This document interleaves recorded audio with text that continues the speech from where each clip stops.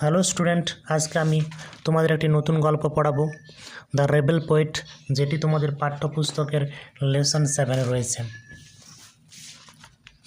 এই গল্পটি শুরু হয়েছে প্রীতম এবং তার বাবার কথোপকথনের মাধ্যমে। প্রীতম তার বাবাকে জিজ্ঞাসা করছে, ফাদার, গেস হোয়াট হ্যাপেন্ডেড টুডে? আচ্ছা বাবা, তুমি একটু অনুমান করো তো যে আজকে কি হয়েছিল। ফাদার, হোয়াট ডিয়ার, কি হয়েছিল বাচ্চা? প্রীতম তার বাবাকে বলছে, our teacher has asked us to Singh A patriotic song. আমাদের শিক্ষক মহাশয় আমাদের একটি দেশাত্মবোধক গান গাইতে বলেছেন অন দ্য রিপাবলিক ডে, প্রজাতন্ত্র দিবসে। তখন বাবা জিজ্ঞাসা করছেন, which song are you going to sing Son?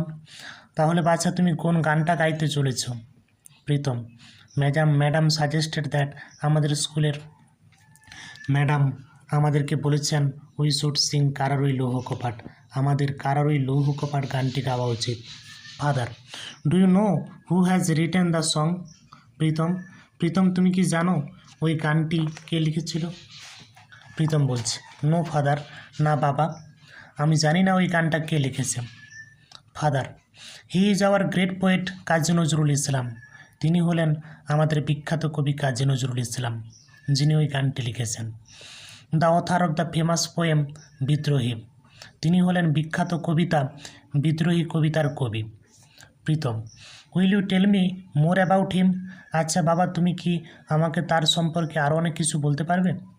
Father, he was born at a time, তিনি সেই সময় জন্মগ্রহণ করেছিলেন যখন India was under the British rule, Bharatvarsha তখন ব্রিটিশ শাসনের অধীনে ছিল।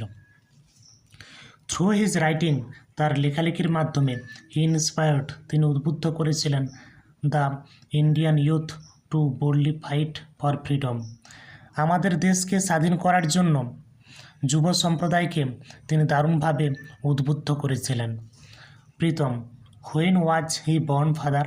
আচ্ছা বাবা, কখন সে জন্মগ্রহণ করেছিল? Father, he was born on 24th May 1899 in the village of Churulia. তিনি 1899 খ্রিস্টাব্দের 24শে মে চুরুলিয়া গ্রামে জন্মগ্রহণ করেছিলেন। দিস ওয়াজ নিয়ার আসানসোল, এটি আসানসোলের কাছে অবস্থিত। In the Burdwan district of undivided Bengal, অবিভক্ত বাংলার বর্ধমান জেলার আসানসোলের কাছে এই গ্রামটি অবস্থিত। অ্যাজ এ চাইল্ড, একজন শিশু হিসাবে, he was attracted to folk theatre, তিনি দারুণভাবে আকর্ষিত হয়েছিলেন লোকনাট্যের প্রতি। অ্যান্ড ল্যাটার, এবং পরবর্তীকালে, রোট মেনি ফোক প্লেস, পরবর্তীকালে তিনি অনেক লোকনাট্য লিখেছিলেন, লাইক দাতা কর্ণ অ্যান্ড কবি কালিদাস। কবি কালিদাস এবং দাতা কর্ণের মতো পরবর্তীকালে তিনি অনেক বিখ্যাত নাটক লিখেছিলেন। প্রীতম, দ্যাট ইজ ইন্টারেস্টিং, সত্যি এটা তো দারুণ মজার ব্যাপার। তখন বাবা বলছেন, ইন 1910, 1910 খ্রিস্টাব্দে Nazrul met the revolutionary Nibaranchandra Ghatak. Nazrul বিদ্রোহী নিবারণচন্দ্র ঘটকের সঙ্গে দেখা করেছিলেন 1910 খ্রিস্টাব্দে।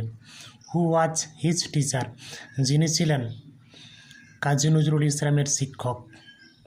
দ্য পোয়েট, কবি Kumud Ranjan Mallick was the head masters of the school. Kumud Ranjan Mallick ছিলেন সেই বিদ্যালয়ের প্রধান শিক্ষক মহাশয়। নজরুল জয়েন্ট নেক্সট, নজরুল পরে সেই স্কুলে যোগদান করেছিলেন। এরপরে তোমাদের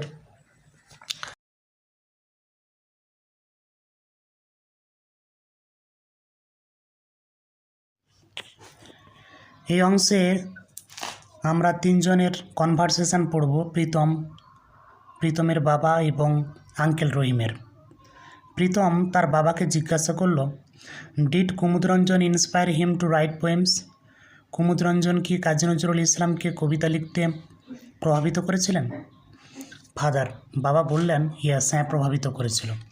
বাট কিন্তু Nazrul was also influenced by Rabindranath, কিন্তু কাজী নজরুল ইসলাম রবীন্দ্রনাথ ঠাকুরের দ্বারাও প্রভাবিত হয়েছিলেন। And the Persian poets like Hafez and Khayyam, এবং পারস্য দেশের কিছু কবি রয়েছেন হাফেজ এবং খৈয়াম, তাদের দ্বারাও কাজী নজরুল ইসলাম প্রভাবিত হয়েছিলেন। আঙ্কেল রহিম, আঙ্কেল রহিম বললেন, ডু ইউ নো, তুমি কি জানো, ডিড ইউ নো, তুমি কি জানো that Nazrul joined the army, Nazrul সৈন্য শিবিরে যোগদান করেছিল আন্ডার দ্য ব্রিটিশের অধীনে। He was in the 49th Bengal regiment, তিনি 49তম বাংলার সৈন্য শিবিরে ছিলেন। After the first world war, প্রথম বিশ্বযুদ্ধের পর, দ্য রেজিমেন্ট ওয়াজ ডিসব্যান্ড, সেই সৈন্যদলকে ধ্বংস করে দেওয়া হয়েছিল ইন 1920 খ্রিস্টাব্দে। So he came to Calcutta, সুতরাং সে কলকাতায় ফিরে এসেছিল। ফাদার, বাবা বলল, অ্যাট দ্যাট টাইম, ঠিক সেই সময়, India had Ryzen against the British rules, British শাসনের বিরুদ্ধে ভারতীয়রা জেগে উঠেছিল। Nazrul protested against the cruelty of British শাসনের এই অত্যাচারের বিরুদ্ধে নজরুল প্রতিবাদ করেছিলেন ইন হিজ ওন ওয়ে, তার নিজের মতো করে। ইনফ্যাক্ট বাস্তবে he also started writing poems, essays and songs to voice his protest, এবং সে কবিতা লিখতে শুরু করেছিল, প্রবন্ধ লিখতে শুরু করেছিল, গান লিখতে শুরু করেছিল তার এই প্রতিবাদকে সুর দেওয়ার জন্য। He is the rebel poet of India, তিনি ছিলেন ভারতবর্ষের বিদ্রোহী কবি। প্রীতম বলল, I hardly new as much, আমি তো এত কিছু জানতাম না। ফাদার, বাবা বলল, ইউ শুড রিড, তোমার পড়া উচিত, হিজ পোয়েমস, তার কবিতা, লাইক কান্ডারি হুঁশিয়ারের মতো কবিতা তোমার পড়া উচিত। খেয়াপাড়ের তরণী, কান্ডারি হুঁশিয়ার, এই সমস্ত কবিতাগুলো তোমার পড়া উচিত। And also listen to his song, এবং তার গানগুলোও শোনা উচিত। দ্য ব্রিটিশ ওয়ার অ্যাফ্রেড, ব্রিটিশরা সত্যি খুব ভয় পেয়ে গিয়েছিল। দ্যাট যে নজরুলের যে লেখালেখি কোড ইনস্টিগেট, উদ্বুদ্ধ করতে পারে দ্য ইন্ডিয়ান ফ্রিডম ফাইটার্স, ভারতের স্বাধীনতা সংগ্রামীদের। প্রীতম জিজ্ঞাসা করল, what did the British do, ব্রিটিশরা কী করেছিল?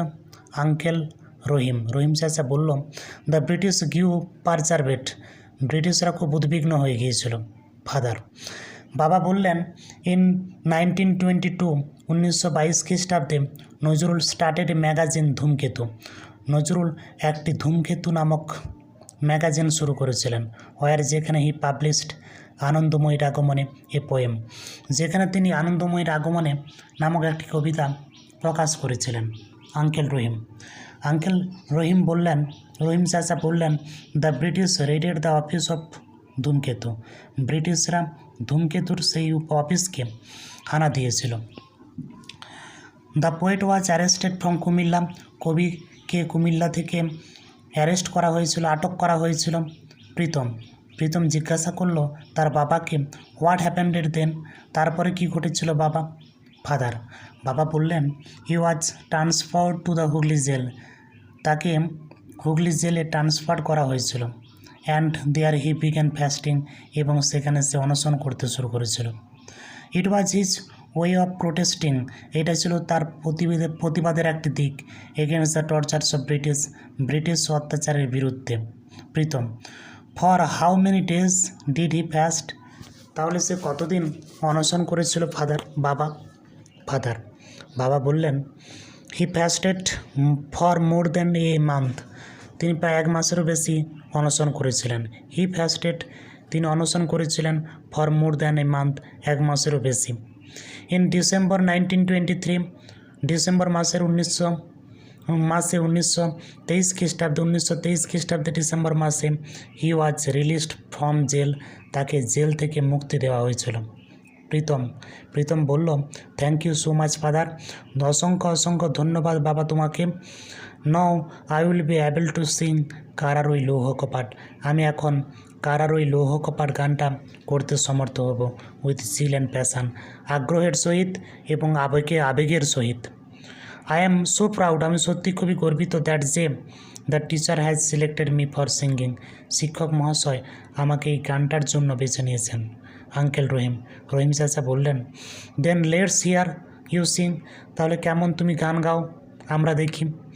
We will sing along with you, আমরাও তোমার সঙ্গে গান গাইব অ্যাজ ওয়েল, একই রকমভাবে। থ্যাংক ইউ, ধন্যবাদ।